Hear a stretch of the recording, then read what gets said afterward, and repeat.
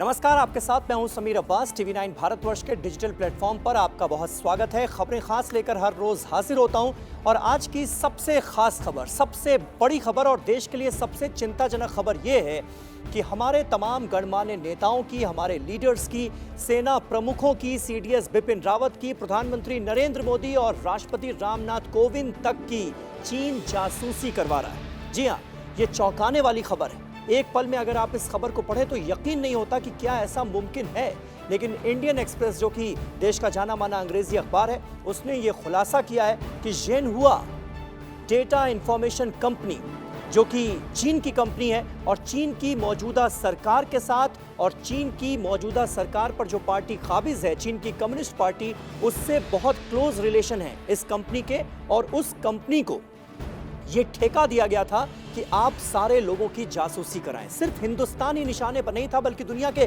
तमाम मुल्क निशाने पर थे। लाखों लोगों की जासूसी कराई है इस कंपनी ने पिछले 2 सालों में। ऐसी जानकारी सामने आई है जिसमें सबसे ऊपर है अमेरिका का नाम। अमेरिका के तकरीबन 52,000 लोग हैं जिनकी जासूसी कराई गई है और ये सब ऐसे लोग हैं जो देश की पॉलिसीज को प्रभावित कर सकते हैं। इसके बाद दूसरा नंबर है ऑस्ट्रेलिया का, जहां पर 30,000 से ज्यादा लोगों की जासूसी कराई गई है, तकरीबन 35,000 लोगों की। और तीसरा नंबर है हमारे मुल्क का, यानी हिंदुस्तान का।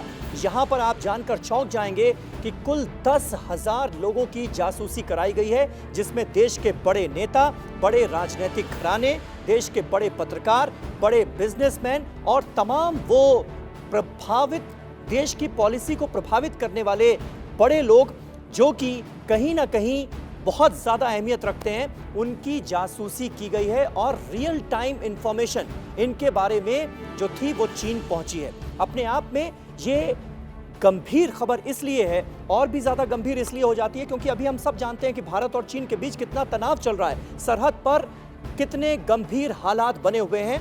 और चीन की इस मंशा से भी हम सब वाकिफ हैं कि चीन कई फ्रंट्स पर एक साथ लड़ाई लड़ता है। आप देखिए, अगर आप सरहदों की बात करें तो उसने अरुणाचल प्रदेश में भी जो बॉर्डर से सटे हुए इलाके हैं वहां पर मोर्चा खोल रखा है। नेपाल को वो लगातार उकसा रहा है। पाकिस्तान उसकी शह पर लगातार तमाम जो कार्रवाइयां हैं उसको अंजाम देता हुआ नजर आ रहा है। लद्दाख में एलएसी पर क्या हालात हैं उससे हम सब वाकिफ हैं। लेकिन दूसरे फ्रंट पर भी, यानी डेटा वॉर भी चीन हिंदुस्तान के साथ कर रहा है। इस खबर ने यह साफ जाहिर कर दिया है। आप अंदाजा लगाइए, क्योंकि इस लिस्ट में न सिर्फ हमारी देश के तीनों सेनाओं के प्रमुखों का नाम है, हमारे प्रधानमंत्री नरेंद्र मोदी का नाम है, रक्षा मंत्री राजनाथ सिंह का नाम है, सीडीएस बिपिन रावत जो कि तीनों सेनाओं के प्रमुख हैं उनका नाम है, बल्कि जो ऑपोजिशन के लीडर्स हैं उसमें चाहे आप गांधी परिवार का जिक्र कर लीजिए, सोनिया गांधी हो, प्रियंका गांधी हो, राहुल गांधी हो, इसके अलावा शरद पवार की जो पूरी फैमिली है, पंजाब का अगर जिक्र करें तो जो बादल परिवार है वो पूरा चीन के निशाने पर था,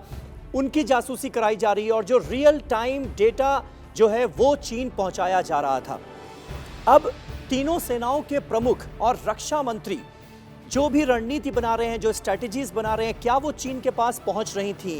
क्या उसकी जानकारी चीन को मिल रही थी? ये एक बहुत बड़ा सवाल है जो कि उठकर इस वक्त खड़ा हो गया है। और यही वजह है कि क्योंकि संसद का मॉनसून सत्र भी शुरू हो गया है और कांग्रेस पार्टी ने यह मुद्दा उठाया है कि इस मामले की जांच फौरन कराई जानी चाहिए और सरकार देश को इस बाबत पूरी इंफॉर्मेशन दे, पूरे तरीके से भरोसे में ले कि आखिर इस मामले में हुआ क्या है। और देश की सुरक्षा के लिहाज से बड़ा खतरा है, क्योंकि अगर हमारी इंफॉर्मेशन चीन जैसे मुल्क के पास जा रही थी तो न जाने कौन कौन सी ऐसी बातें होंगी, अहम जानकारियां होंगी, गंभीर जानकारियां होंगी जो कि चीन के हाथ लग चुकी होंगी। तो आने वाले वक्त में चीन से जब हमारी टक्कर वाली स्थिति ऑलरेडी बनी हुई है सरहदों पर, तो क्या हमारी रणनीति में कोई बदलाव करना पड़ेगा?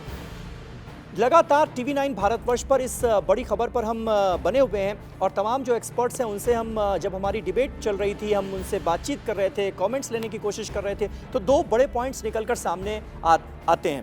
पहला पॉइंट तो ये है कि मुमकिन है कि ऐसा सिर्फ इस वक्त नहीं हो रहा होगा, यानी भारत चीन टकराव के बाद ये स्थिति नहीं पैदा हुई कि चीन ने इस कंपनी को कॉन्ट्रैक्ट दिया और सबकी जासूसी कराने लगा। मुमकिन है कि ऐसा काफी पहले से हो रहा हो।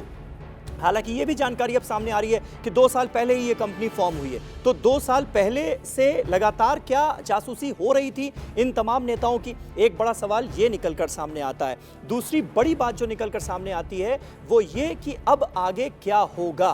क्या ये बात देश के सामने लाई जाएगी कि कौन कौन सी इंफॉर्मेशन लीक हुई है, और बड़ी बात यह कि आखिर ऐसा मुमकिन कैसे हो पाया। जो हमारा सूचना तंत्र है, कहां पर लापरवाही हुई जिसकी वजह से चीन अपने इरादों को कामयाबी की दहलीज तक पहुंचा पाया। ये अपने आप में वो तमाम बड़े सवाल हैं जो कि इस वक्त मुंह बाए खड़े हुए हैं।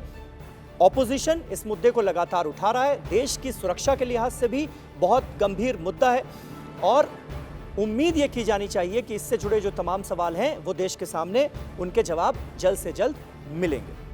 बहुत बहुत शुक्रिया।